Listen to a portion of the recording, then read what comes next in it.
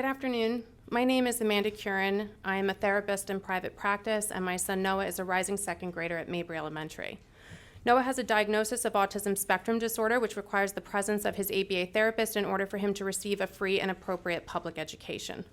Presently, the school district provides my son with a para.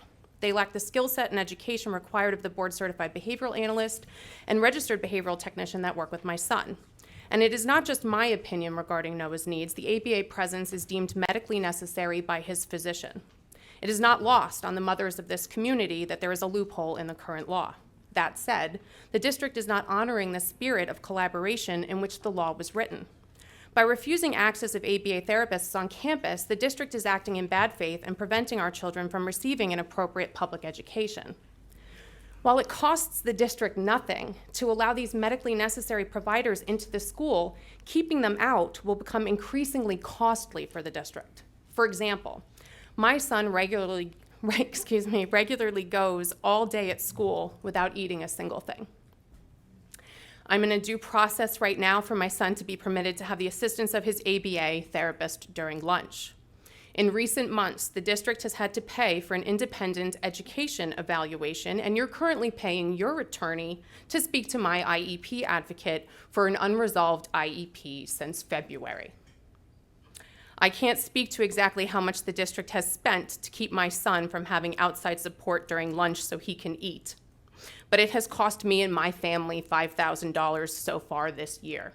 So much for a free public education. It pains me to consider how much better used my time and money could be spent towards meeting my son's needs if the district would just be reasonable.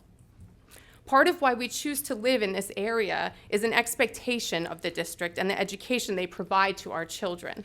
The last thing we want for our public schools is bad press and further lawsuits. We just want our children to have access to what their doctors and their medical insurance company has deemed as being medically necessary for them.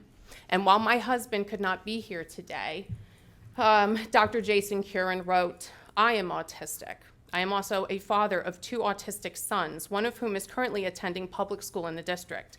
He requires ABA support during the school day, and my family have found it exceedingly difficult to get him what he needs to fully access a public education in which he has a right as much as any neurotypical child. The way the law is currently written allows the school to have their cake and eat it too. On the one hand, you could profess to support the disabled by allowing accommodations to a legally protected class. On the other, without any justification, you allow individual schools to deny those same accommodations.